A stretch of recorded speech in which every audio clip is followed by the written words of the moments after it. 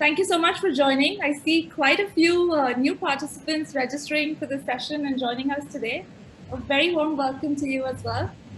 This is a series of sessions we host every Friday at 4 p.m. IST. We've covered quite a range of topics. We've talked about how do you validate your business idea, what are the government initiatives for startups, the different types of business models and metrics, how do you build differentiated businesses, all the way to sales and pricing strategies. And we do have many more interesting topics lined up. Today's session focuses on a very important topic, product market fit. I'm Kanchi Daiya from the Indian Angel Network, and joining us today, as you can see, is Mr. Rajan Anandan, Managing Director, Search and Sequoia Capital, India.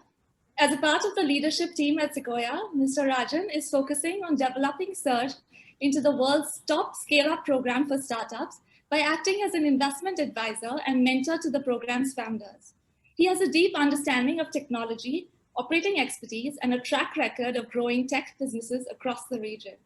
Prior to Sequoia, as the VP of Google India and Southeast Asia, Mr. Rajan played a key role in expanding the region's internet ecosystem while accelerating Google's innovation and growth in the region.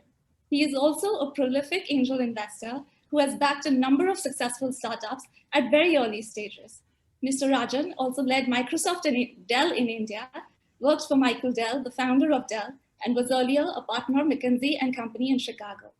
Welcome, Mr. Rajan, and thank you so much for your precious time today. Our participants are eager to hear your valuable insights on such a crucial topic as product market fit. Over to you. Great, thanks.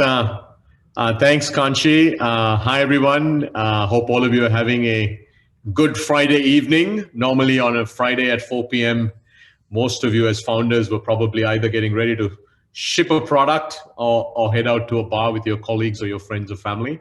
But given that it's COVID time, although I'm told that in several cities, including Bangalore, Delhi, and Bombay, folks are out and about. So delighted to be here to share some thoughts with you. What I'm going to do, guys, is I'm going to have a couple of slides. So I'm going to I'm going to share screen here and bring on my slides. You'll have to tell me if you guys can see the slides.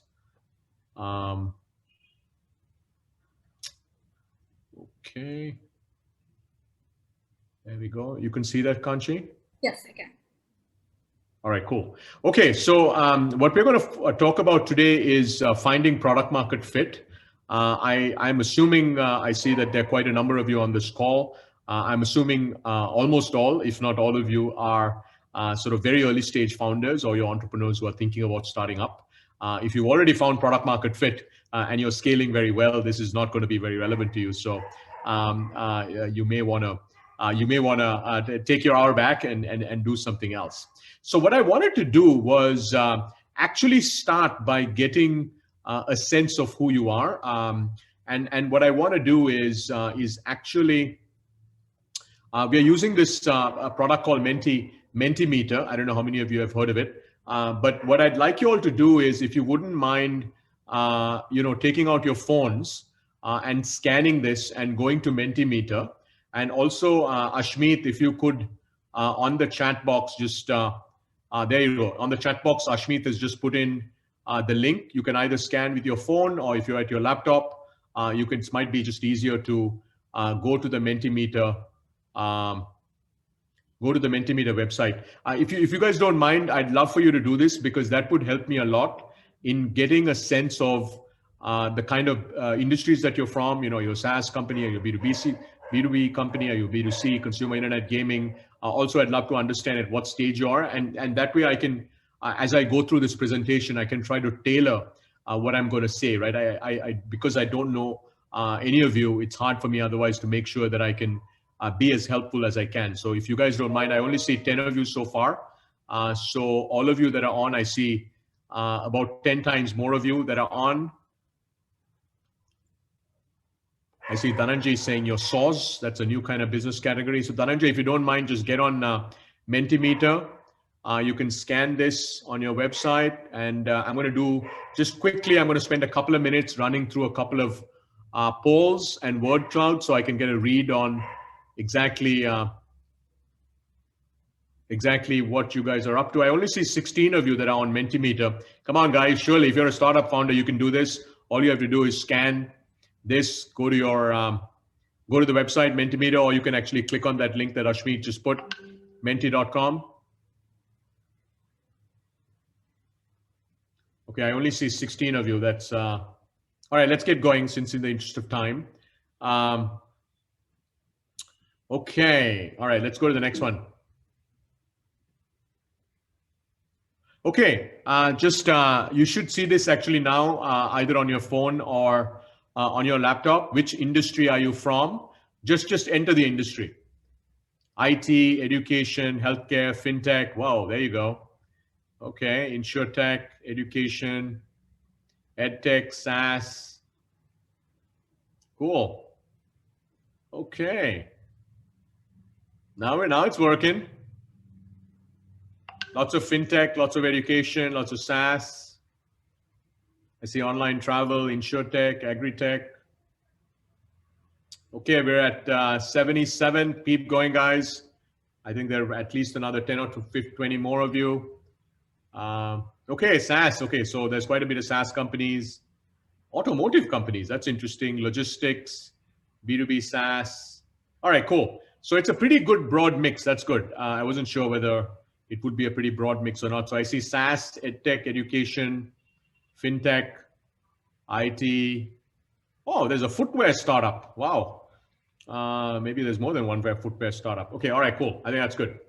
We've got a pretty good sense of it. Okay, let's go to the next. Which city are you from? And if you're, just maybe city and country, you can either say city or just city and country. Kolkata, Bangalore, Pune, New Delhi, Trivandrum, Bhopal, exciting. Vishakhapatnam, whoa, Dehradun, Ahmedabad, London, wow, okay, that's cool. Goa, God, I wish I could be in Goa right now. Chandigarh, Bangalore's winning right now, Kanchi. Okay, New Delhi. All right, okay. Looks like Bangalore wins. Bangalore, but good thing is here we've got folks from all over India and a few folks from outside of India as well, which is awesome. All right, let's go to the next one. Okay, which stage is your startup currently in? This is actually the most important question I have, which is, are you idea stage? Are you pre-launched? You've launched, you've got some early traction, you've launched, you have significant traction. Okay, keep going, keep going. 20%, 21% from idea stage, 26% from pre-launch, 35% launched early traction, 17%. That is great. Okay, so I think, look, what I'm going to talk about is going to be most relevant for, I would say, the launched early traction companies, so 38%, and also for idea stage and pre-launch companies to actually think about a bunch of things before they launch. I think if you've launched and you have significant traction, the only thing maybe this could help you figure out is whether you have product market fit or not. I'm going to actually talk about how you can measure, right? But but that's great. I'm really glad to see that over 80% of you are either from idea to just launched early traction. So I think this will be quite useful to all of you. All right. So how many people do you have in your startup? Only co-founders, less than 10, 11 to 50, 50 and above. Be patient, guys. We're almost done. This will actually give me a really good sense of the kind of companies or the kind of startups that you're from. 33% only co-founders, less than 10 is 50%. Okay, awesome. So, got it. All right, good. So one company that's pretty sizable, by the way, the one that has over 50 employees, I don't know whether there's anything that I'm going to talk about today that might be relevant to you, because I've catered this primarily to very, very early stage companies that are trying to get to product market fit, but you're welcome to stay and see if it's helpful. So it's good. So we basically have 80% of the attendees today, either 30% are just co-founders, and about half the group is companies with less than 10 employees, which probably means you're pre-PMF. That's fantastic. And then the last question I have is, are you trained in product management? Yes, I was a product manager before becoming a founder or joining a startup. No, and learning on the job. So let's get a sense of this.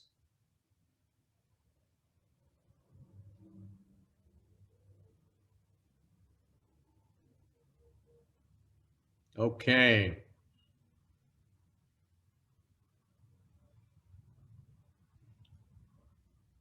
All right, good. Okay, 41 of, 40 plus of you, 40 of you are learning on the job. 30 of you have no training in product management. Hey, for the 20 of you that are actually trained as product managers, what I'm going to talk about is going to be very, very basic, guys. So, I'd assume that most of you would be either learning on the job or not trained product managers. I mean, if you're a product manager, you know everything. You know a lot more than what I'm going to talk about today. So maybe what you can do is, as we go through it, I'd love for you to add thoughts on the chat. Maybe try to respond to questions that folks have. And those of you that are willing to mentor other startups, I know you're here to learn, but if you're a trained product manager, especially if you've been a product manager from a company like a Google or a Flipkart, or one of the more established tech companies in India, it'd be great for you to maybe just volunteer on the chat group and say, hey, look, I'd love to help. But I have to tell you, for the 21 of you that are trained product managers, everything I'm going to talk about is going to be very, very basic. So you may actually not find it useful at all. So I'm going to give you a forewarning because, in many ways, the stuff I'm going to talk about is a small portion of what you would cover as a product manager being trained. Okay. All right. So cool. With that, let's get into it. Okay. This is very important. Do you have PMF, product market fit? Yes. Strong signs of PMS. Yes. Early signs and no.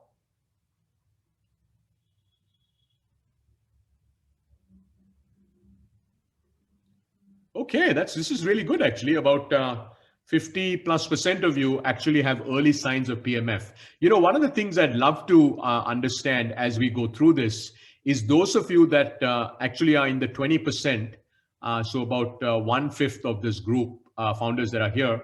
Once we go through this, I'd love to hear from you guys whether you still think you have PMF or whether you might want to revisit that. Because by the way, here's the one thing I can tell you. If you're a startup and you've hit PMF, you should go into hyper growth mode, right? Hyper growth mode. I mean, a company that has hit PMF should absolutely shift gears and go into hyper growth mode. But by the way, we're not going to talk about growth today, right? We're going to talk about do you have PMF? How do you know you have PMF? And then what do you do if you don't have PMF to try to get to PMF? All right, cool. So 60% of you early signs, about 20% of you don't have. By the way, this is, if you're an early stage startup, this is the most important question you should be asking, which is whether you have PMF or not.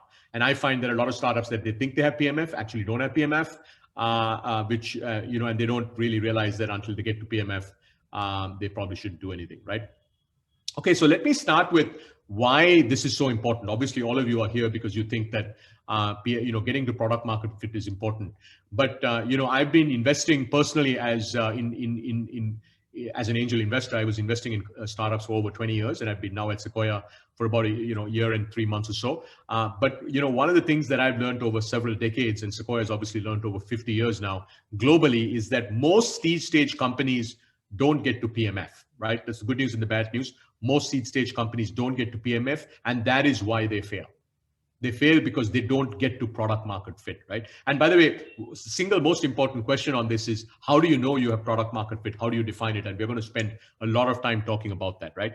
And interestingly, many Series A companies don't have strong PMF. So even after you raise your Series A round, if many companies actually don't get to strong PMF, which is why they actually never go beyond that. I don't know how many of you know, but a small percentage of companies that raise Series A are able to raise a Series B. And a lot of it really has to do with the fact that they don't really get to very strong PMF. So if you're a startup founder and you're trying to build a new company, getting to PMF is super, super important, right?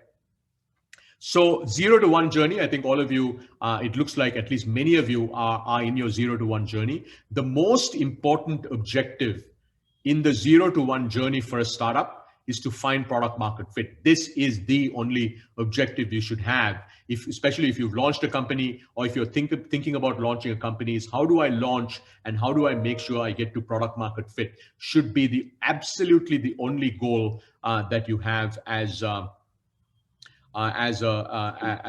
early stage founder, right? So, okay, now what's the agenda for today's discussion?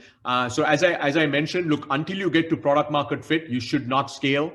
You should not be growing the team. You should not be driving growth. And certainly you should not be blitzscaling, right? I can give you examples of many, many companies that have actually tried to grow and blitzscale without getting to product market fit. And what I can tell you is every single time that has led to an outcome that the founders didn't want to get to, which is eventually ended up the business not working. They ended up raising a lot of money, burning a lot of money, and actually business didn't work.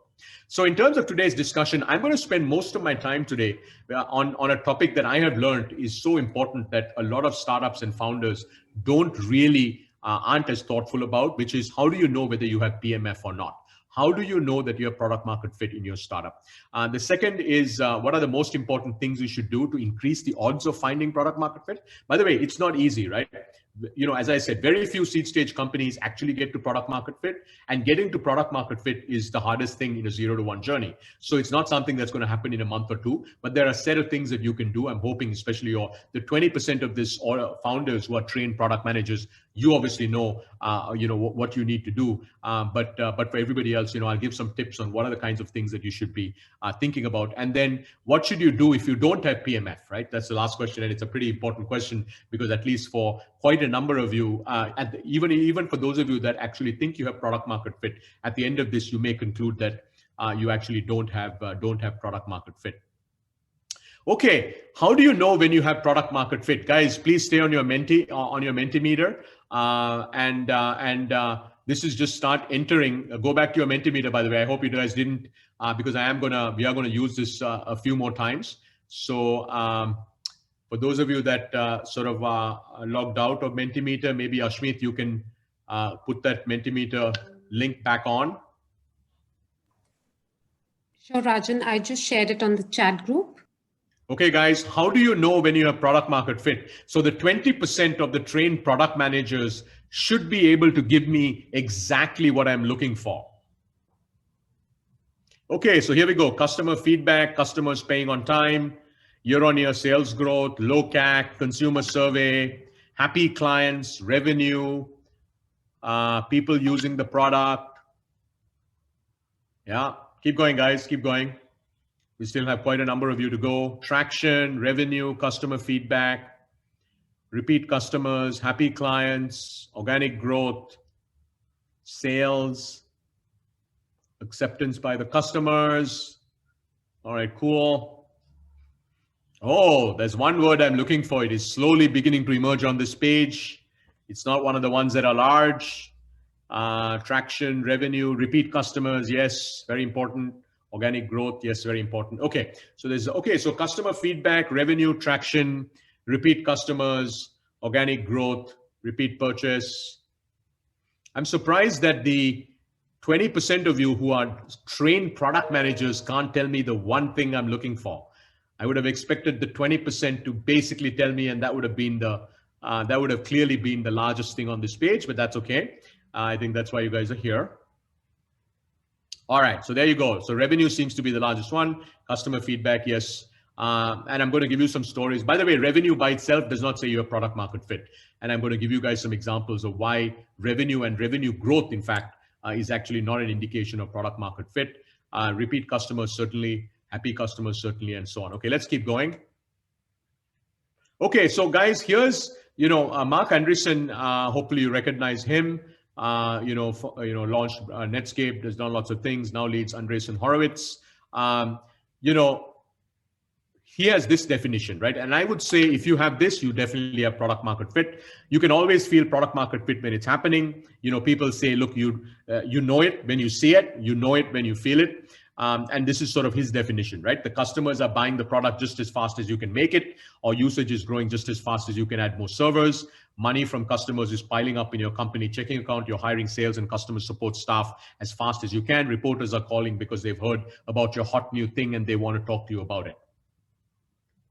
So guys, that's sort of, yes, if that happens, you are going to be really, really lucky. But what I can tell you is, having been an investor and a personal angel investor for 20 years, and now having been at Sequoia for more than a little over a year, this is very rare, right? It does happen, and when it happens, it'll boom, right? And you'll know it when you see it, right? If this is happening, you won't be on this call because you're going to be so busy trying to actually get your servers up, trying to actually ship your product, trying to keep the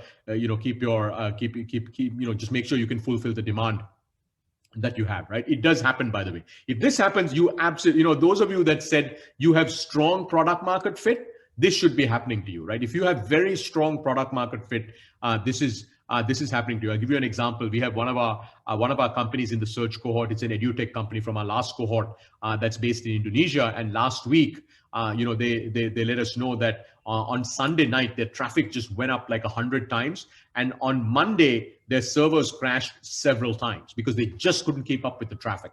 Now, that is when this is what Mark's talking about, what Andreessen's talking about is happening, right? That is when it's happening. Now, that company's obviously got product market fit because, they can feel this. But look, but that very rarely happens, okay? So, if that happens, that's great. But if that's happening, by the way, you're not on this call because you're just going to be too busy and you will know it, right? You will know that you've got product market fit. But that very rarely happens. So then the question is, how will you know? Well, this is what it is, right? It's retention, it's retention, it's retention.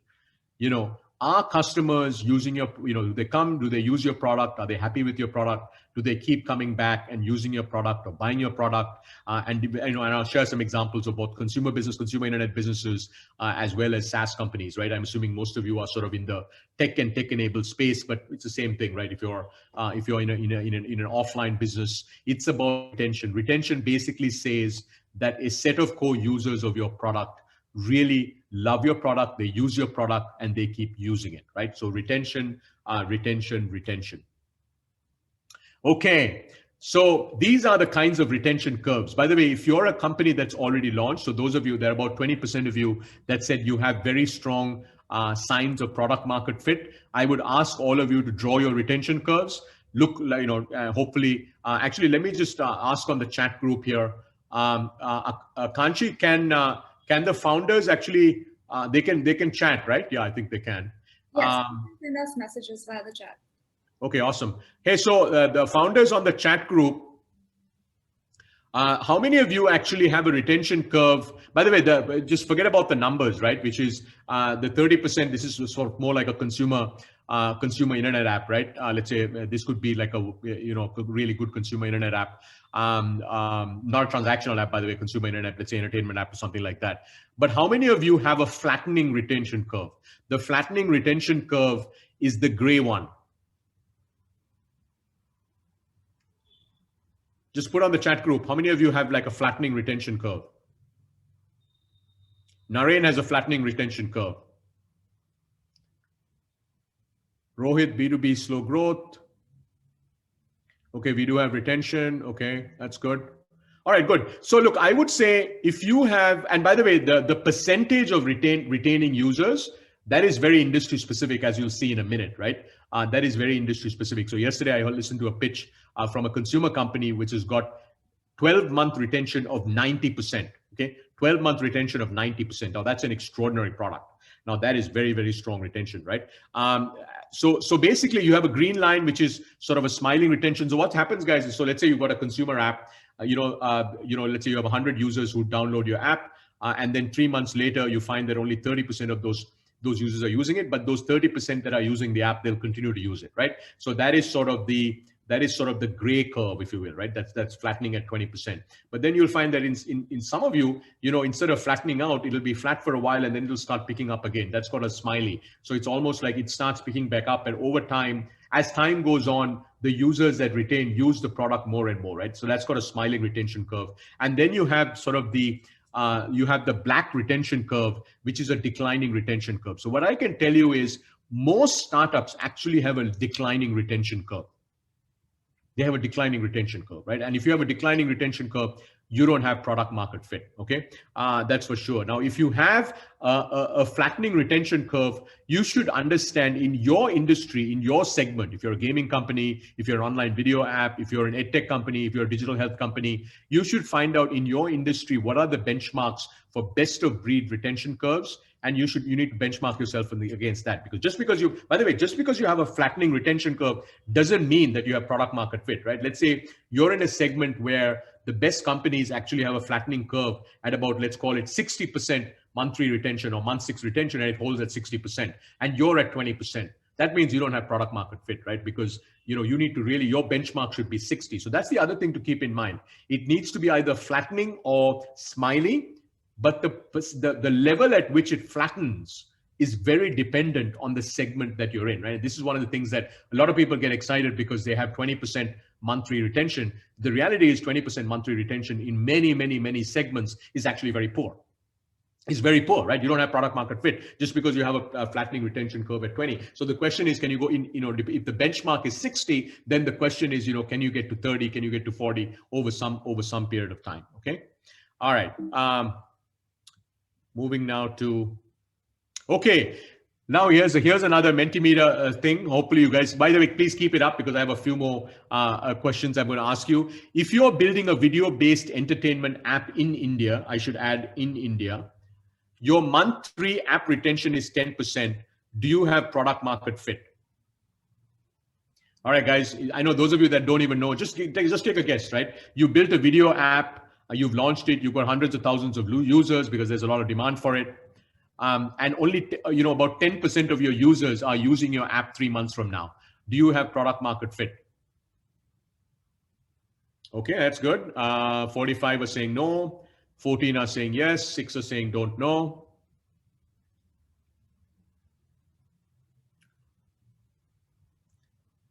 So the answer here is a unanimous no. Right? If you're building a video-based entertainment app and your month 3 app retention is 10%, you do not have product market fit. In fact, it's a very, very poor product. Here's an interesting statistic for all of you, okay? TikTok, before it was banned in India, had month 3 retention of 40%. 40%. So I would say that anything that's below 30% doesn't have strong product market fit. And by the way, this is to say there are a lot of apps, including many that have been funded, that are driving a lot of growth using venture capital funding, that are driving growth despite not having strong product market fit. And all I can say to you about those companies is they're actually dealing with a leaky bucket.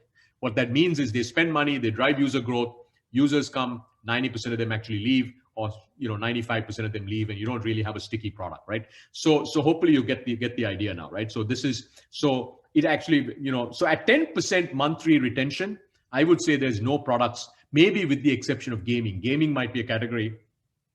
Maybe 10% would be interesting, but again, it depends on what kind of games you're. Are you talking about hardcore gaming, midcore gaming, casual gaming? Again, it's very, very specific to the industry that you're in. Okay, now let's go to this, right? You're building a SaaS company focused on US mid-market. You're focusing on the US market. You're focusing on mid-market customers. Your monthly churn is 5%. Do you have product market fit? Mid-market, okay? Not SMB, mid-market. Monthly churn is 5%.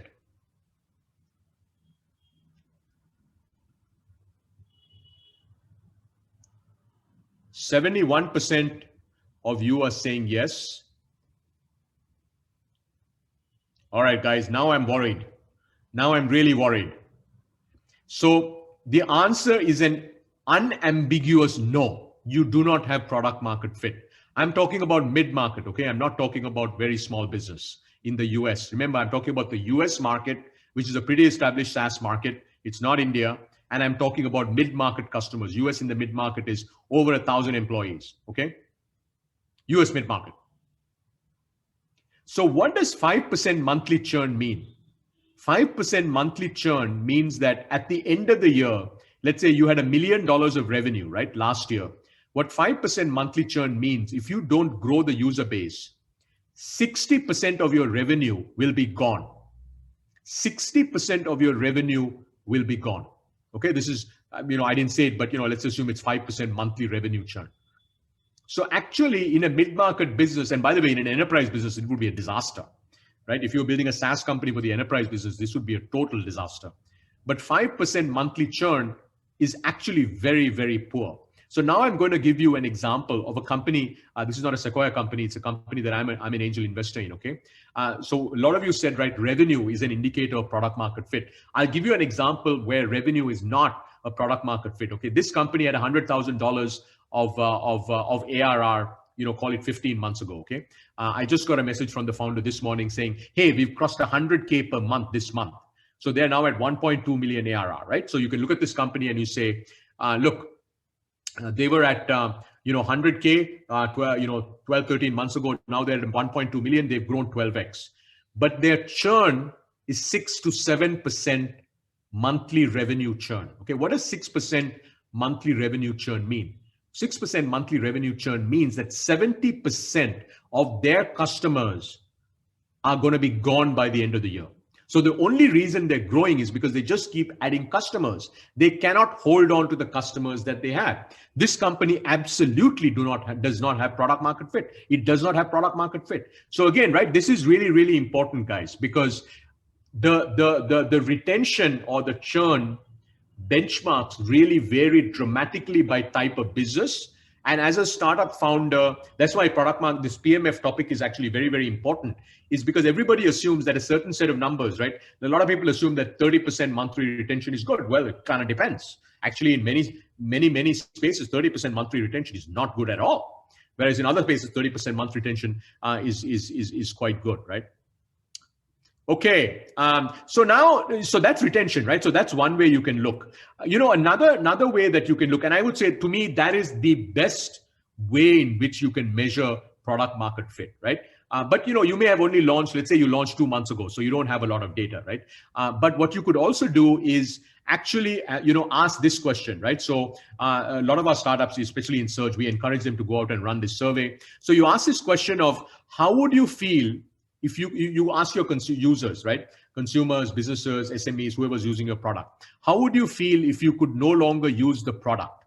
And then see what percentage of the customers say very disappointed. So here's the thing, with data from over 100 companies, if over 40% of the customers tell you that they will be deeply disappointed or very disappointed if they could no longer use your product, then we think that's actually a decent sign of product market fit. So if you don't have enough data, let's say you don't have 5, 6, 7, 8 months of data to actually be able to understand what your retention is, this is something that you can do. So I can tell you another one, right? Last week I talked to another startup where the answer to this question was over 75%. So 75% of their users actually said, this is a company that had only launched, I think, 6 weeks. They were 6 weeks into the business. They had about a few thousand users. So we had them go and run this survey. And over 60% of users actually said they would be deeply disappointed. So that is interesting because that actually shows that, okay, that's a really good sign that maybe they have early, that they do have early signs of product market fit. But at the end of the day, we'll only know whether they have product market fit once there's enough data, and you can actually look at the data and say, is there, what do the retention curves look like? Okay, now in SaaS companies, many of you are actually building B2B companies based on the word clouds that I saw, right? Now in SaaS companies, product market fit actually depends on the kind of SaaS company that you're building, right? So if you're building an enterprise SaaS company, if you can get 10, 15 paying customers where LTV is greater than CAC, right? So lifetime value is greater than CAC. Now, firstly, by the way, you need to know what your CAC is. You also need to know what your LTV is, right? So if you can get, let's say, and this is enterprise customers, right? I'm talking about 50, 75, ideally 75K ACV, 100K ACV. If you can get 10 paying customers where your LTV is greater than CAC, I would say, look, that's probably pretty good early signs of product market fit. That's actually a pretty good early sign because customers are paying, your value that you're getting from the customers is significantly higher than your cost of acquisition. And that's probably a pretty good sign, right? If you're focusing on US focused SMB SaaS, okay, US focused SMB SaaS, this is very, very important. Less than 2% monthly churn. So I'll tell you, we invested in a company called Slintel. Deepak and the co-founders who are building Slintel, right? They're a data as a service company, cross-border company based in Bangalore, selling to companies in the US, right? So they basically, if you're building sales teams, you should take a look at Slintel. So when we looked at Slintel, whether we should invest in Slintel or not, one of the things that got us very, very excited is actually their churn, right? Their churn was actually, when we invested, their SMB SaaS company, their ACV is about $5,000-6,000. Their monthly churn was 1%, guys, 1% monthly churn. In fact, we just had a monthly review with monthly discussion with Deepak and his team. Actually, for the last month, their net revenue retention was positive, right? So they had no net churn, right? So that's actually, so 2% actually gives you sort of a best of breed number, right? But if you're focusing on US SMB and your monthly churn is 6-7%, I mean, I'd say, look, that's not, you don't have product market fit, right? Now, on the other hand, let's say you're focusing on India, very small businesses, right? Think about companies like Katabook, like Pagabook. You've got a SaaS product, it's free, people download it, they use it, right? Here, I would say, look, if you've got month 6 retention of over 30%, that's actually a very good sign. Right. So again, SaaS is not SaaS. It depends. Which market are you targeting? Are they paying for the product? Are they not paying for the product? Are you going after very large enterprises? Are you going after mid-market? Are you going after small business? Are you going after really, really small businesses? Right. So again, guys, what I wanted to highlight to all of you is, because what founders don't realize is that, these benchmarks are very real, right? And that's when the benchmarks are based on sort of seeing many large numbers of companies, few of whom are very, very successful, but many of whom who actually don't make it, succeed, to say, what is it that actually gives you a sense that, you have product market fit?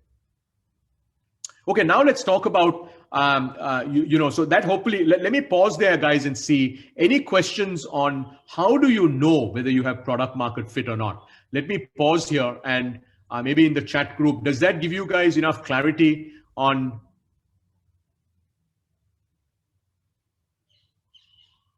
Okay, I'll answer. I think Gauri has a question. I'll answer that. Okay, Girish says it does.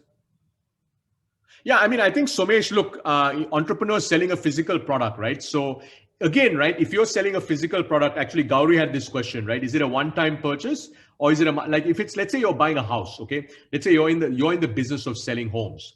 I mean, the same person is not going to come and buy a house every 3 months or every once a year, right? If you're selling a house, I would say product market fit is based on unit economics, right? Is your LTV to CAC significant? Is your LTV like 5 times or 10 times or 15 times, higher than your CAC, right? So that's sort of a one time. If you're selling a physical product, again, it depends, right? If you're selling a physical product, so I'll give you an example, okay? There are some categories of companies that we didn't talk about. So let's say you're making, I don't know how many of you are building direct to consumer brands, right? So let's say you're building a personal care brand. You've got this incredible new line of shampoos, and today you're only selling it through Amazon. So because you're selling it through Amazon, Flipkart, you don't have retention data because you don't really know that the same customers keep buying for you, right? Is that right? So if that's the case, then how do you know? Well, one way you can know is ratings, right? By the way, as investors, if you're looking at, let's say, brands that are selling on Amazon or Flipkart, we will look at ratings. The same thing, by the way, with SaaS companies, right? We look at G2 ratings. We look at all these ratings. So you can actually look at ratings, and then you can also survey your customers, right? Because you do ship to them, so you can try to survey your customers to see, would they be deeply disappointed if they couldn't buy your line of shampoos. Vineet, what is a credible source of benchmark data? Vineet, actually, there isn't one consolidated source for benchmark data. But what I would say is, depending on what's the business that you're building, Vineet. I see Vineet asking a question. What business are you in? Just tell me. I don't know, Vineet hasn't said, but I would say, look, firstly, look online, right? There's a lot of data that's available, but you may or may not be able to find benchmark data for your business. Vineet, education. Yeah, I mean, I think, look, education has to have pretty high retention, Vineet, right? If you don't have, I don't know whether you all have heard, but Byju's, right? Byju's, they've come out and, about 2 months ago, they came out and said they had $800 million of annual revenue, right? They're profitable. They're growing 100% year on year. Byju's 12-month retention is 85%. So in the edtech business, your retention needs to be very high, right? Especially if it's like test prep or K through 12 or something like that. Now, if you're only doing one time sort of course, that's a little different. Yeah, so I think Gajendra, so look, 30% plus retention in month 6 for SME SaaS. Look, we think that is actually a pretty healthy. Look, at the end of the day, right? It's depending on the category. It just shows us that. Look, by the way, if you can get to 60%, so let's say you're building an SME SaaS product in India, right? That, by the way, this is free SME SaaS product. Okay, we're gonna have hundreds of thousands of businesses actually use your product, and if you can get to 60% month 6 retention, extraordinary. Extraordinary. That's very. So what we're saying is 30% is actually pretty good. I'm talking about products. By the way, I'm talking about products like Katabook, Pagabook, those kinds of products, right? These are free products. I mean, over time they'll convert into freemium products. But this is not one which only 1,000 SMEs use, right? You're talking about hundreds of thousands of SMEs using it. So you look at a company like a Katabook, 10 million small businesses in India are now using the Katabook product.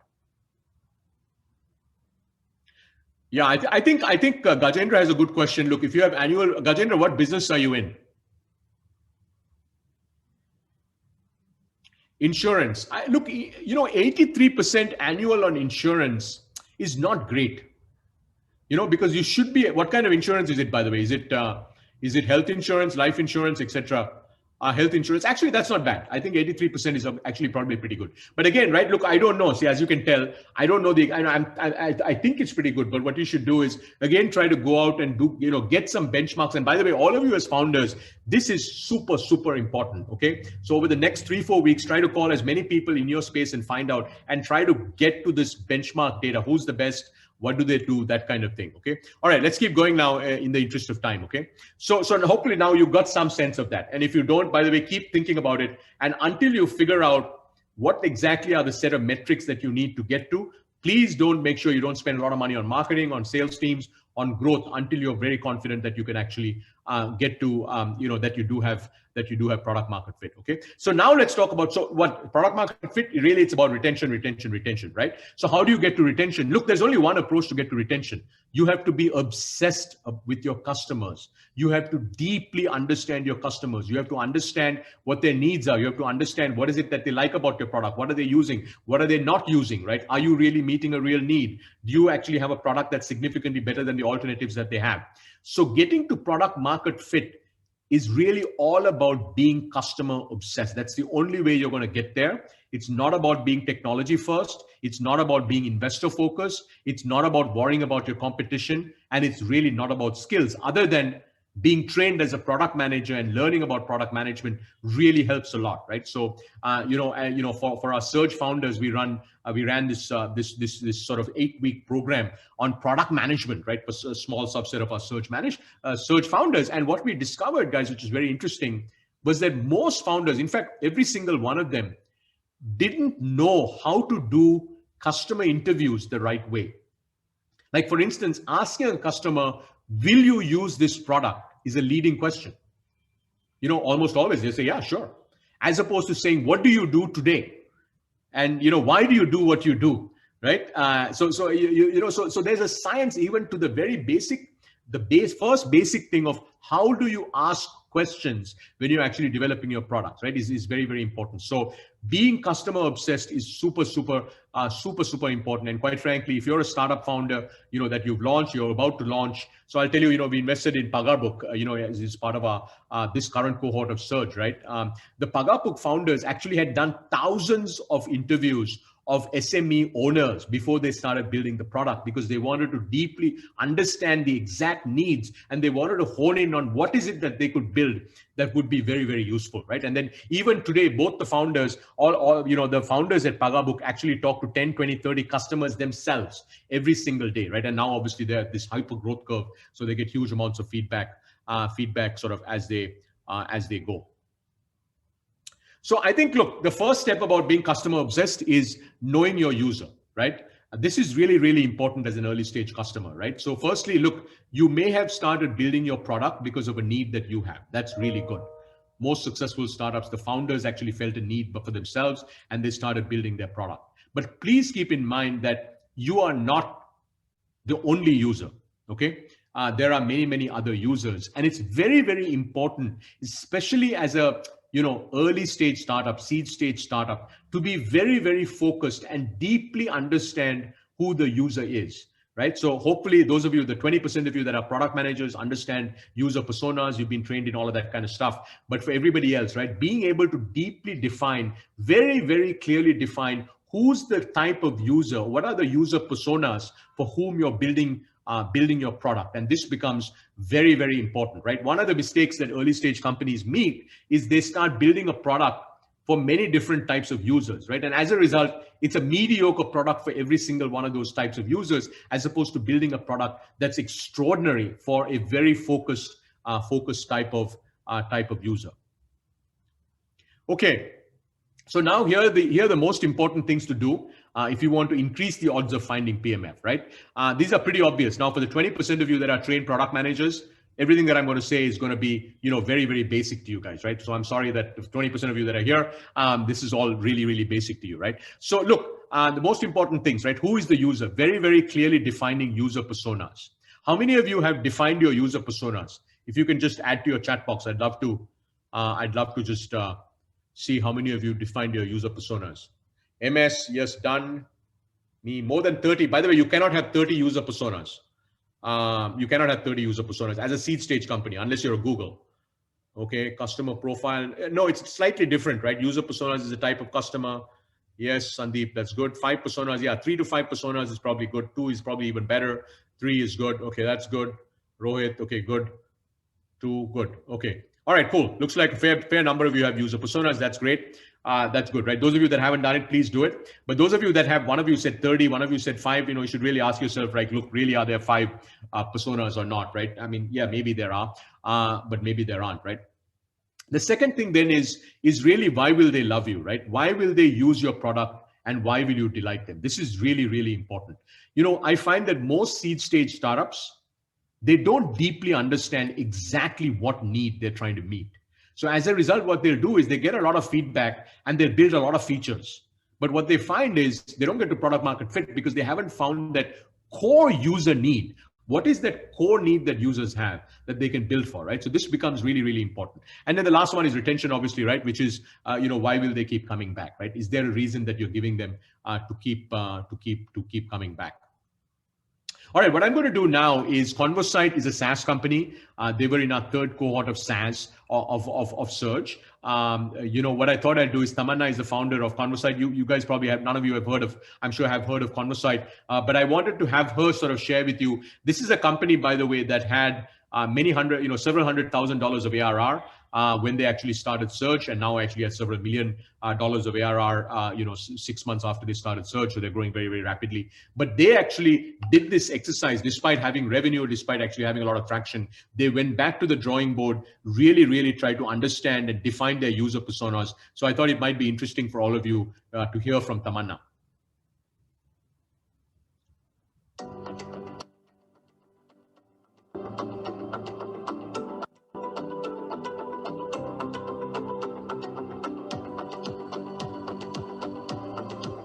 User personas is something that we worked on after becoming a part of the Surge program. We built Conversate because we've seen admin pain points firsthand. We're absolutely user obsessed. We call ourselves community obsessed because we understand the kind of pains that admin take to manage these communities and the fact that they're not able to monetize these communities. That's the reason we started. So we have a very deep understanding of the user, but we had never thought about creating personas. After this session, this is a project that I undertook, and for the next 1 month, the task was running surveys, interviewing users, and even the users that we selected for interviews were different kind of admins, different kind of users. And then we prepared a list of questions to ask them. We prepared something called a need map, right? Because needs are important. The exercise was to understand the user. What are their needs as a community admin? So functionally, what do they need? And from a behavior perspective. And what came out of it was amazing, something I had never known or comprehended before, which was our persona. And our persona was aspiring community entrepreneur. I don't think we would have ever landed on it like that if we would not have done this exercise. Now, the benefit of doing this is it really focuses all of our energy and efforts towards that particular group of people. It's about knowing who are we building for. It's like, we have an image, right? If I say Harry Potter, we have an image in our mind. So similarly, like, it's painting an image of a user who we are all here to serve, right? Each one of us have not lived in those shoes. I've been a community admin, so I know. But in rest of the team, like in our entire team, there's very few people. There's 2 or 3 people, and we always prefer getting people who've been community admins so they understand the pain points of even day-to-day management. But none of them have been through that pain. Until you don't go through that pain point, until you've not experienced it, it's very hard to envision who is the person I'm building for. So it's beyond just like product. It's really everyone in the team knows like who is this person. It's almost like living, in their role every single day. And that's how clearly the persona helps you understand the user. Okay, so those of you that have personas, I mean, again, right, really revisit the personas, make sure that the personas are real, and then look at the end of the day, what drives retention? What drives retention is engagement, right? So, and this is a sort of an interesting framework to actually think about engagement, right? So, what's the trigger? What's the action? What kind of reward are you going to give? And then what's the investment? I'm assuming those of you that are product managers have used this. If you haven't used it, I'd encourage all of you to take a look at this, right? As Mireille is the one that came up with this, but really thinking about the retention loops and working on that becomes very, very important. So I think we're kind of rushed for time here, so I'm going to keep going. I think the other thing, when you think about your features, right? So you understand the user, you clearly understand the needs, but what I find is with most products, they're not materially better than other solutions in the market, right? So as a result, they have lukewarm response from customers, right? So if you look at Zoom, by the way, Zoom was not the first video conferencing product. It was not the second. It was not the third. It was not the fourth. It wasn't the 10th. It wasn't the 20th. Zoom today is the most popular video conferencing. We're on Zoom right now, right? And earlier in the summer, I think it was June or July at India Internet Day, I was fortunate to actually moderate a fireside chat with Eric Yuan, who's the founder of Zoom. And he was actually the head of engineering, as SVP of engineering at WebEx, right? And he said how, he sort of narrated the story of why he left WebEx to launch Zoom, because, there were so many unhappy customers with Zoom. So he felt that, he could actually build a product that was just so much better, right? So as a result, Zoom, just works, right? So if you think about the experience that you have with Zoom versus a WebEx, I think you see a dramatic difference, right? Now, to be fair, Google Meet and Microsoft are catching up, but I think all of you would agree that Zoom just works. One click, it goes. It's so stable. It doesn't matter, where you are. It doesn't matter whether you're on your phone, whether you're on your laptop, whether you're on your desktop. Even in India, on all kinds of internet connections, it works, and they keep adding more and more features to it, right? But the fundamental premise of Zoom is that it just works, right? So I'd like all of you to think of, you define the user persona, you understand the core need that you're trying to make. In this case, it's basically communication, right? Video communication, it just works. Can you dramatically simplify video communication? When you make it very secure, can you make it really fast? Can you make it, extraordinary, right? And they created that experience. So those of you, in your product, once you've defined who the user is, really ask this question of, have you come down to the core user need, and have you built something that, is materially different in solving that particular user need than the competitors that are out there, right? So what we find with a lot of startups is, right, they build an interesting product, but it's only 10% better. It's only 20% better, right? It is not materially better. So because it's not materially better, they're not able to actually retain their customers, because their customers will keep, going from one product to the next product. It's very, very difficult for them to monetize. And certainly where it becomes hard to do is it doesn't grow organically, right? When you have a 10x better product, a materially better product, it's much easier to drive, organic growth, because, you have a lot of, word of mouth, you have a lot of referral, and the product just keeps going, right? So this material, I would like, especially those of you, there's about 20% of you that said that you've got very significant traction, right? And I'd like to, every one of you who said you have very significant traction, really revisit, do you have product market fit or not? And if you do have product market fit, then you should ask this question of, is your product materially better? right? If it isn't better, by the way, what you need to do is just go back and figure out how can you make it materially better. And by the way, the way to make your product materially better is not add features. See, what I see with a lot of early stage, seed stage startups is they just keep adding features, as opposed to saying, what are the things that are really, really important and how can I make the product dramatically better for that particular core use case, right? Okay, now let's go to mistakes made by seed stage companies on their path to PMF. These are the mistakes, okay? Not having clarity on who you're building for. So for instance, we have a company in our current search cohort. It's a SaaS company. It's doing very, very well. They sell to large enterprises. They sell to mid-market companies, and they're building an SMB product. That's what they were doing before they came into us, right? But in the first 3 or 4 weeks of Surge, what we've really helped, been asking them to do and partnering with them to think through is who is the core user we are building for? Because building a product for a large enterprise customer is very different to building a product for a mid-sized customer, mid-market customer versus building a product for SME, right? At a very simplistic level, look, basically the product that PagarBook has, which is a HRMS, very simple HRMS app for very small businesses, is very different to Darwinbox. Darwinbox has built an HRMS SaaS platform for mid-size and large companies, right? So those, depending on who you're building for, your product is going to be very, very different. And as an early stage company, building for everyone is not an option. Please keep that in mind. If you're building for too many user personas, if you're building for too many segments, that's really, really bad place to be, right? I think this next point we've talked about, mistakes made. What is the most important pain point you're solving for? I find founders, all of you that are here, I find very few startups truly deeply understand what is that one pain point that they're solving for, which is the trigger, right? That is the trigger that really, gets the user to actually adopt the product, keeps the user coming back, and actually continue to have the user using it, right? So what they'll do is by the way, when you talk to customers, they'll give you lots of ideas of what you should be building. So if you're not a great product manager, what you'll end up doing is you will end up going and building a lot of features. So very, very quickly, you'll have a product that has a lot of features, but has no customer love. By the way, I haven't mentioned customer love throughout the last 45 minutes. Customer love is when a customer loves your product, they use your product, they're coming back. Also called, one way to measure it is obviously retention, right? Adding features, not making the product simpler, right? Make the product simpler, don't make it more complex, and keep asking this question of core value. What is the core value that your user or your customer is using for? And are you really delivering that value? And can you deliver that value 10x better than the other companies in the market can? And probably the last one that we see mistakes made by stage companies, they don't experiment fast enough, right?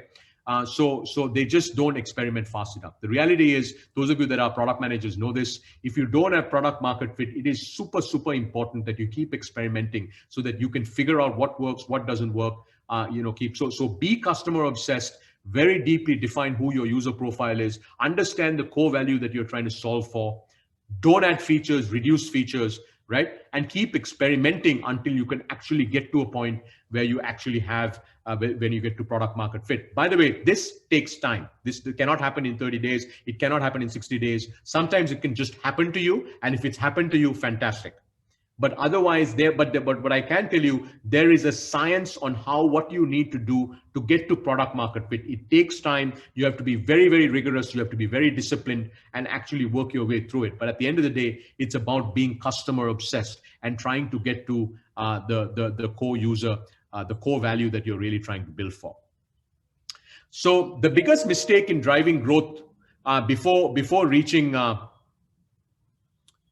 biggest mistake is driving growth before you reach PMF. I can't tell you how many companies, startups raise funding because they've raised $500,000, $1 million, $2 million, $3 million. They start driving growth, right? It could be app installs. It could be adding salespeople. It could be whatever depending on the business that you're in, right? It could be doing channel partnerships, driving a lot of growth. That never works, guys, because essentially, it's the whole point, right? If 1 million people download your app, but at the end of a year, only like 10,000 of them are actually going to be using the app, you don't really have a business. You don't have a product that users love, right? Same thing for SaaS and so on and so forth. So what should you do if you don't have PMF? What should you do if you don't have PMF? Keep working on getting to PMF. Pretty obvious, right? Know your users, customers, deliver the value, drive engagement, improve retention. Without PMF, what I can tell you is you don't have a product that users love, let alone a company, right? So if you don't have PMF, you got to keep getting on PMF. Don't grow your team. don't drive growth, don't think about other things, don't go to conferences, don't do any of those things, right? Just focus on getting to PMF, because as a seed stage company, this is it. This is the only thing that matters as a seed stage company, is getting to product market fit. And I can tell you there are literally thousands of examples of companies that don't get to PMF, but they try to do all these other things. They grow their team, they drive growth, they spend money on marketing, they add salespeople. All of that stuff actually eventually leads up in, rather disastrous outcomes, because, you don't have product market fit. So that's really, that's obviously become clear over the last hour, but hopefully you get all of that. And then I want to wrap with this video. This is actually an SME SaaS company in Indonesia. It's called BukuKas. It was in our third cohort of SaaS. This was actually one of our top companies in our third cohort of SaaS. And I thought it'll be good. Krishnan, who's the co-founder, Krishnan and Lorenzo are the founders of BukuKas in Indonesia. Let's listen to what Krishnan has to say about the importance of getting to product market fit.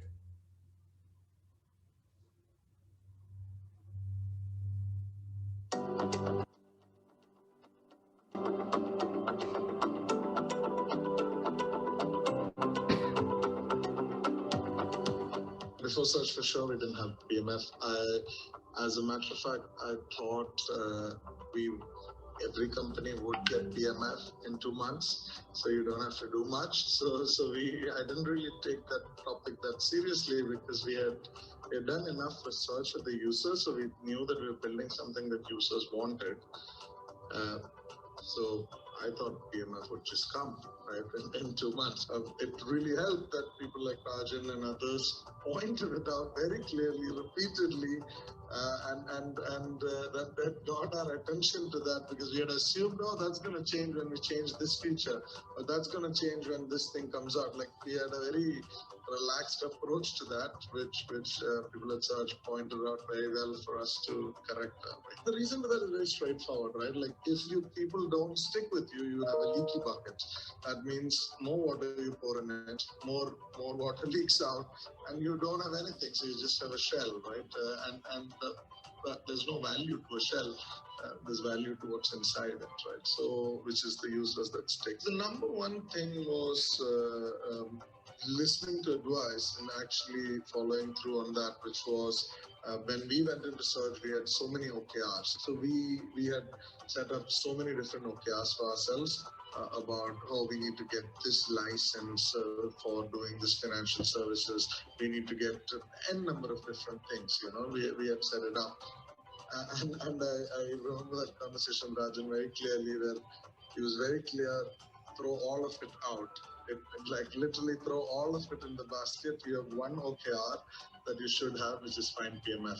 So we took their advice to heart. We literally threw all our OKR away, and we had one OKR, which is find PMF. So that was Krishnan. I'm delighted to let you guys know it took them more than a couple of months to get to product market fit. But they have actually got to product market fit. They have among the best retention rates of any SME SaaS company in the world now, actually, and they're growing very, very fast. So I think it's a company you'll hear a lot more about in India, Southeast Asia region. All right. So with that, I know we are at time, Kanchi. But if founders would like, we can spend maybe 5-10 minutes and take questions. So first of all, thank you so very much. It was an incredibly engaging and insightful session. I mean, you've given extremely practical inputs, benchmarks, and even action points for everyone on the call. And I'm sure, the word retention is going to echo with the founders until they find product market fit and even beyond that. So thank you so very much for this session, Mr. Rajan. With your permission, I guess we can open up for questions. I do see quite a few that have come through already. I'll start taking those.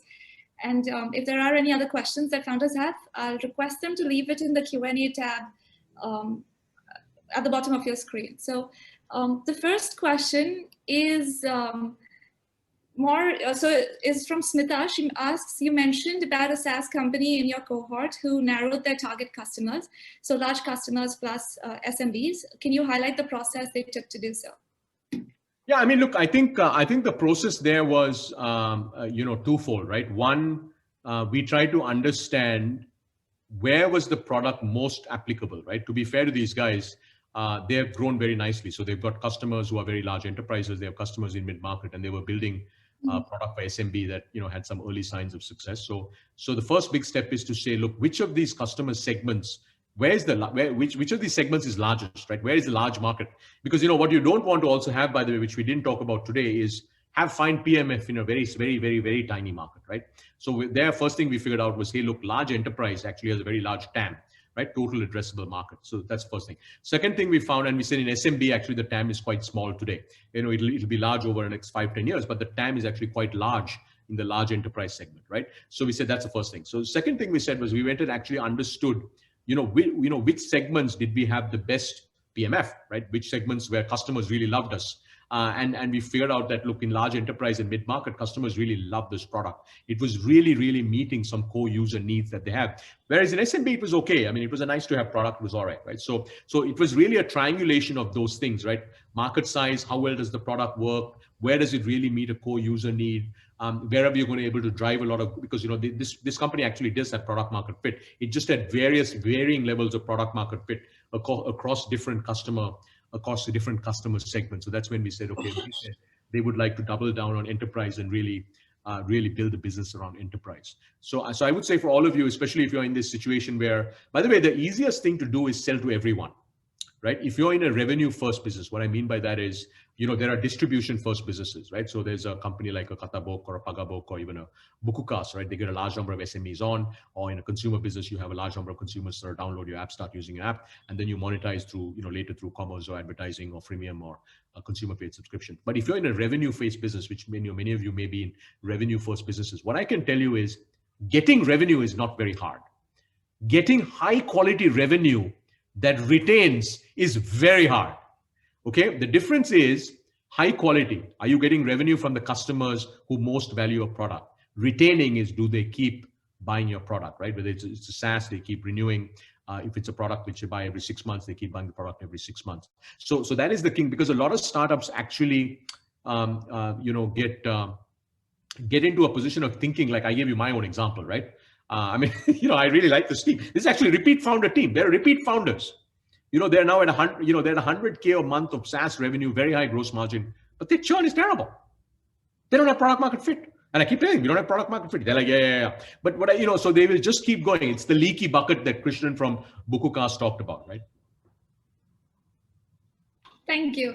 The next question I think you've covered, but if you'd like to elaborate on it a bit more, the question is more on how important is retention of free users as compared to paid users?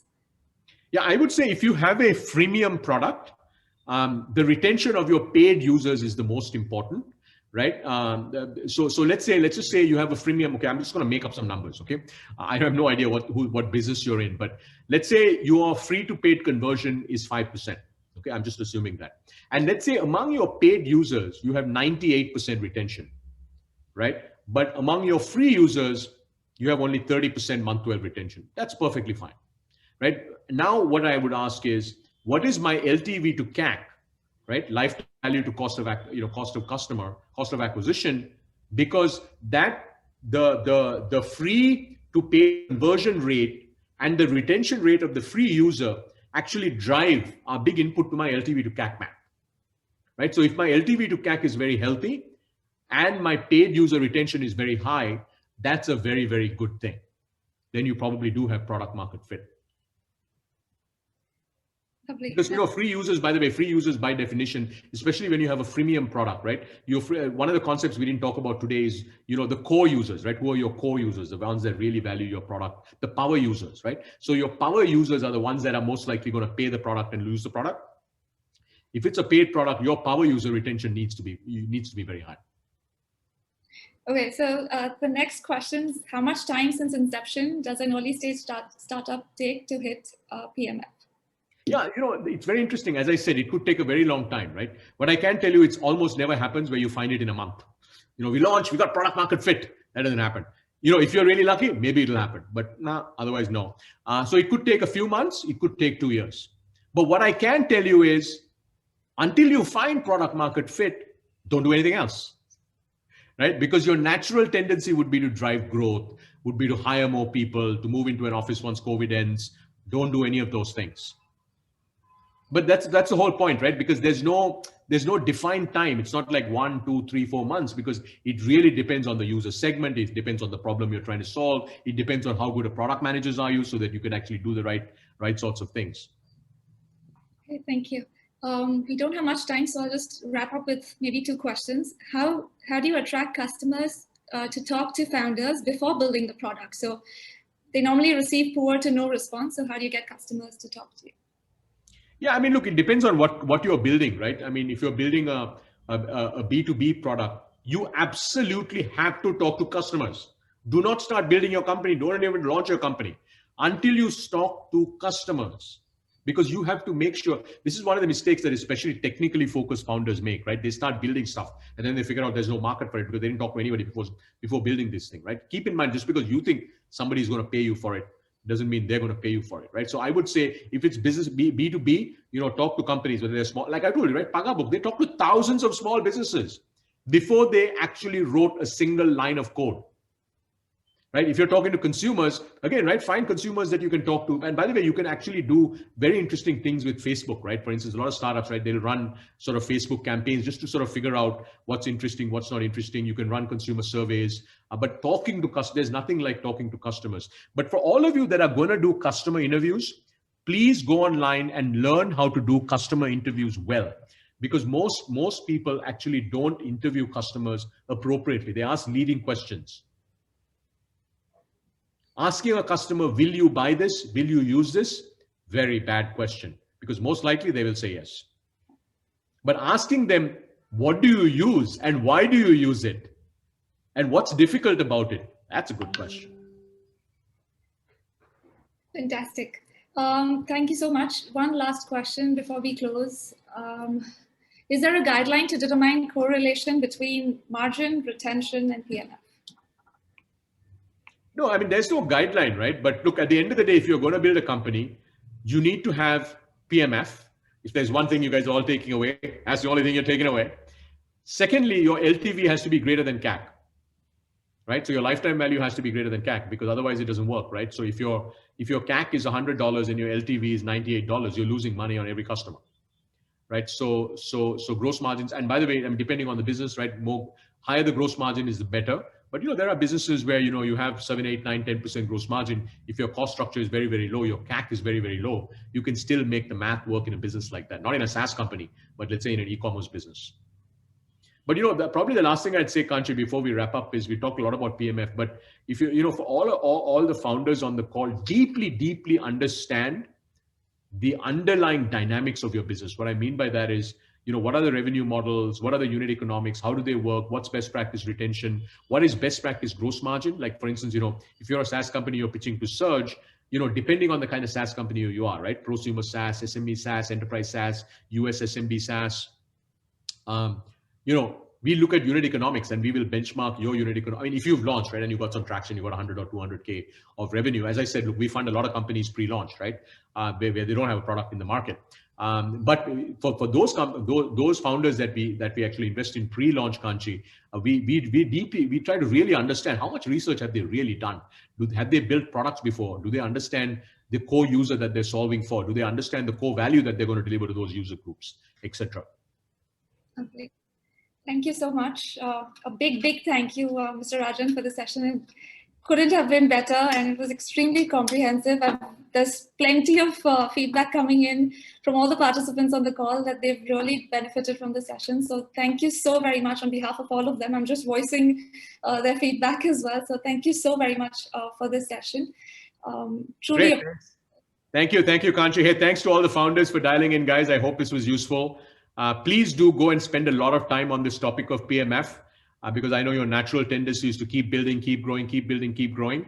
But this is really, really important. Hopefully you got some small sense of that. And again, for those of you that are trained product managers, I'm sorry, this is very, very basic, but I wanted to make sure that I kept it very, very basic, at least for the broader audience, so you can get something out of it. Okay, thanks, and keep building. Bye, guys. Just one last point to all our founders on the call. Our next session, as you know, this is a series. So our next session is on fundraising, which is going to be next Friday at 4 o'clock. We have Mr. Raman Roy and Samarth Agarwal, so an investor and a founder coming to speak and take you through the process of fundraising and what is it that investors look for. So I'm just going to drop in the registration link for the next session on the chat box. I request you to register via that, and looking forward to seeing you next week. And of course, if in the meantime you do have any questions or are looking to raise capital from mine as well, please feel free to send in your decks. I'm again leaving my email ID in the chat box, and I hope you've received it. And that brings us to the close of this session. So thank you so very, very much. Looking forward to seeing you next week, and have a wonderful weekend. All right, bye everyone. Thank you, Kanchi. Thank you, Ashmeet. Bye guys, bye.